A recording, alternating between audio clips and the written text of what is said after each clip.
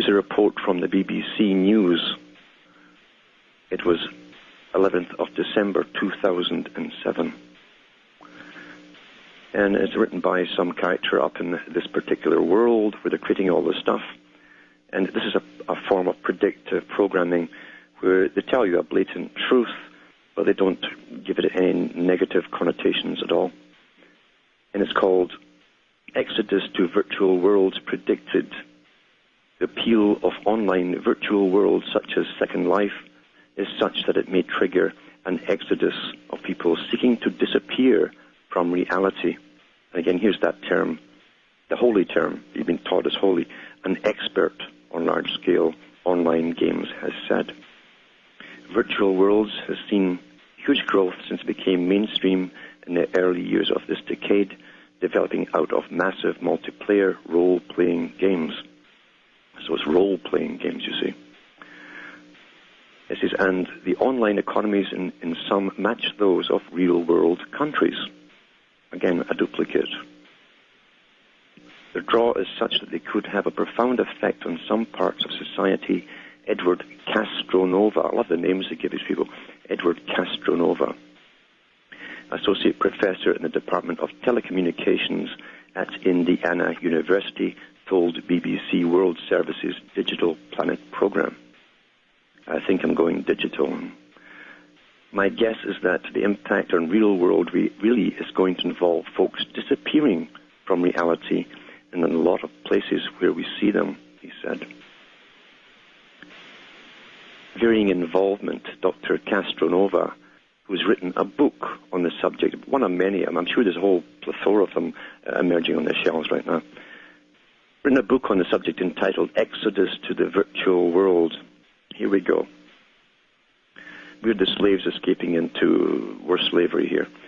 To the virtual world, drew parallels to the 1600s when thousands of people left Britain for a new life in North America. This is how they're going to compare it to you. That certainly changed North America, and that's usually what we focus on, but it certainly changed the UK as well, he said. What I tried to do in this book is say, listen, even if the typical reader doesn't spend any time in virtual worlds, what is going to be the impact of of people going and doing this? And he predicted that everyone will be involved in a virtual environment. Now, here you are. Everyone, that's like everyone, will be involved in a virtual environment within 10 years, although the level of that involvement will vary. He said, while some people will be colonists, see how the terms are given, you're a pioneer, the virtual frontier opens up and off they go and disappear. Others will just use virtual worlds to get together with distant family and friends. As to give presents there, so they're really there as you chat to each other. But he stressed there will be a group of people that spends all their lives there, and that the big question is the size of this group. And I'll be back with more on this particular topic after the following messages.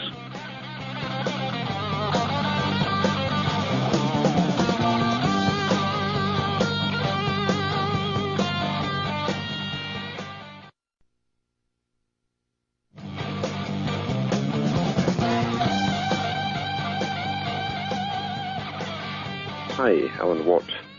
We're back with Cutting Through the Matrix and exposing this matrix. It's pretty well here already.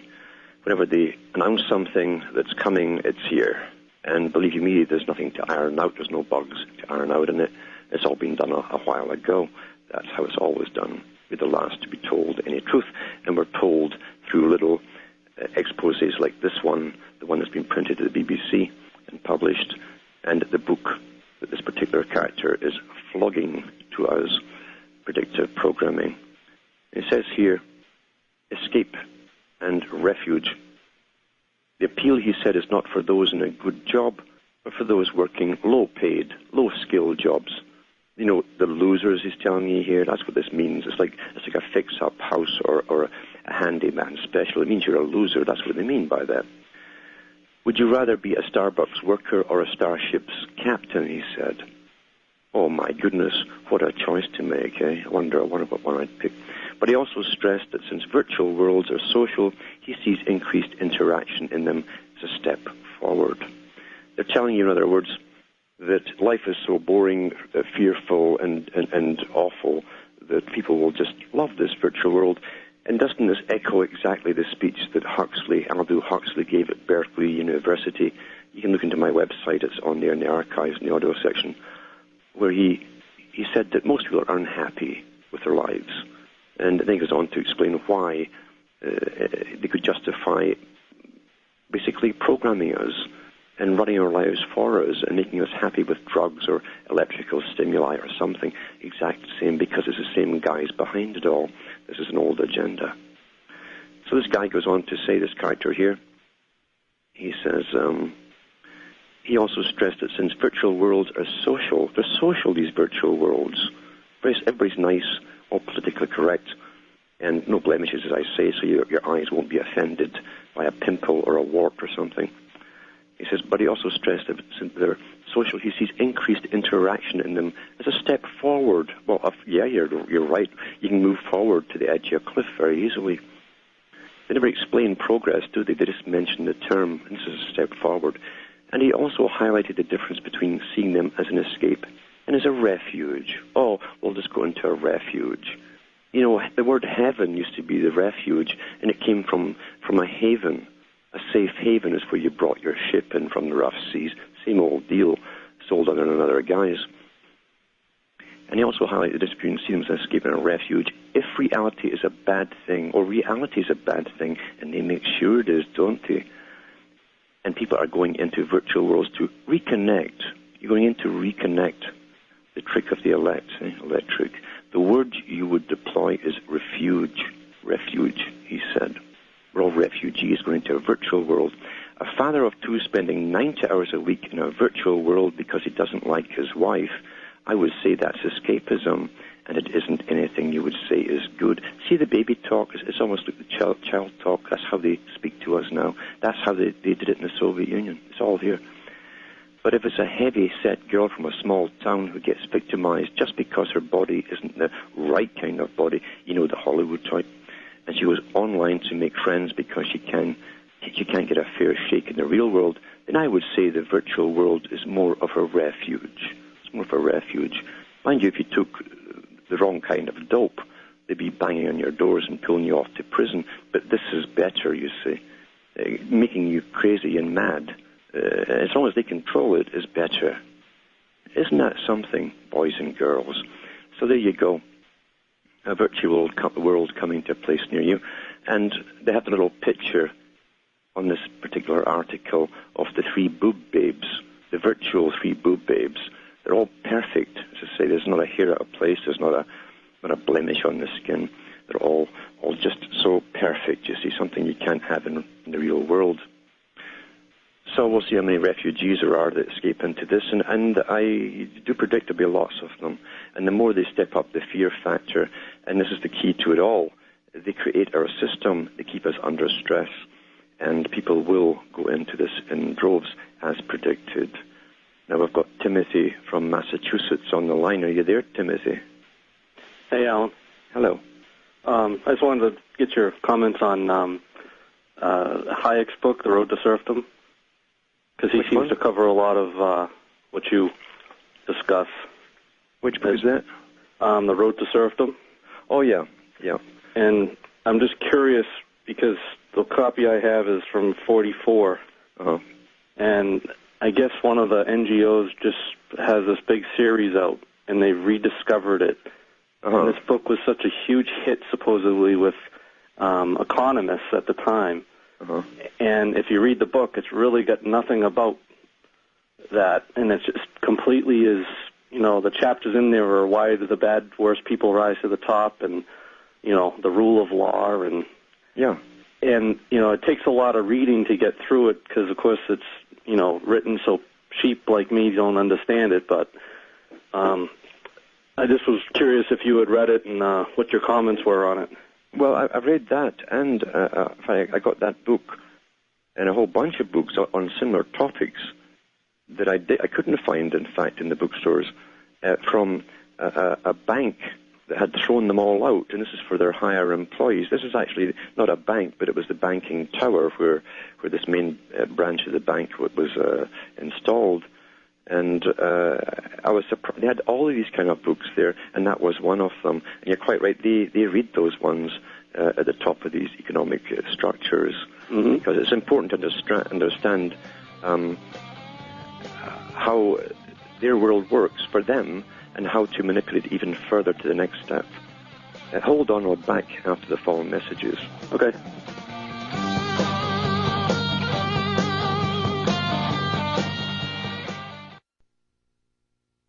You're listening to the Republic Broadcasting Network, because you can handle the truth.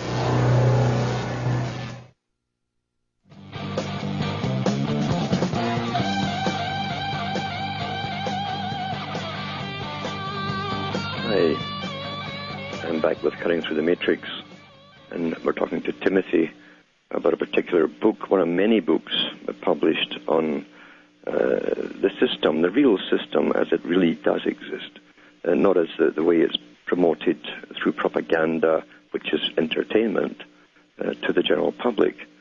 And you'll find if you do go through the newspapers, look for book sales, because they're really dumping books like crazy, and they have been for the last 10 years. Look for books that are being dumped by the big banking foundation. They're towers, really. They're headquarters in cities, because you get an awful lot of stuff there you generally can't get made available to the general public because they're too expensive to buy. Right. You know, some of the books out there, you know, are $500 even for a new copy or a reprint. Because the masses aren't supposed to be reading that stuff. Yeah, that's right. And you'll find the same thing with some of the books for Bertrand Russell and others of that ilk. There's a foundation, and they give out new books, and it'll cost you $500-600 for one paperback. Mm-hmm. Because, yeah, you're not supposed to read the kind of material when they talk to their own peer group. That's for their peer group, and it's dangerous reading material for the general public if they can understand it. And I had... well, I always get a lot of questions, but, I mean, I've, been doing a lot of reading myself, and I just don't understand really what we're supposed to do. I mean, my only conclusion I've come to is knowing how it works is better than going through life, following your shepherd blindly, I guess. Yeah. Yeah, most people are literally going from a conditioned physical world, where they've already been conditioned not to ask questions and not to even notice what's really around them, one virtual reality into another virtual reality. Only this time you'll leave your body behind. Your body is going to be a battery. And that's how it will be used. You'll be a robot that they can then use to do any function they wish, and you will never know what's happening. You'll be in the other world, having a great old time to yourself, you think. And that's on the cards. So if they can make people unhappy enough, they'll go towards this in droves. And they already are doing it to the children. There's games there, it says, create a 3D avatar. Hang out with friends. You make the friends who they are. You create them. Play games, build a home, design and sell things, and pick the car of your dreams. There are people now who are addicted to this other world, and mainly children. They're addicted to it already. Mm-hmm. So the more stress you can pump up in the world, the more people will go into fantasy.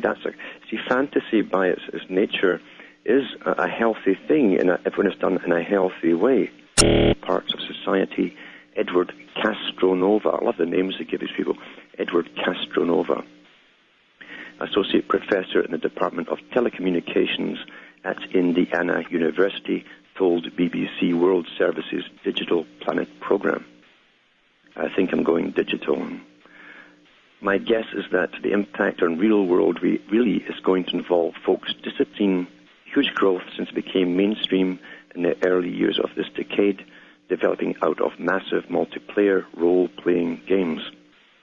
So it's role-playing games, you see. It says, and the online economies in some match those of real-world countries. Again, a duplicate. The draw is such that they could have a profound effect on some. Here's a report from the BBC News. It was 11th of December 2007. And it's written by some character up in this particular world where they're creating all this stuff. And this is a form of predictive programming where they tell you a blatant truth, but they don't give it any negative connotations at all. And it's called Exodus to Virtual Worlds Predicted. The appeal of online virtual worlds such as Second Life is such that it may trigger an exodus of people seeking to disappear from reality. And again, here's that term, the holy term, you've been taught as holy. An expert on large-scale online games has said. Virtual worlds is appearing from reality in a lot of places where we see them, he said. Varying involvement, Dr. Castronova, who's written a book on the subject, one of many, I'm sure there's a whole plethora of them emerging on the shelves right now, written a book on the subject entitled Exodus to the Virtual World. Here we go. We're the slaves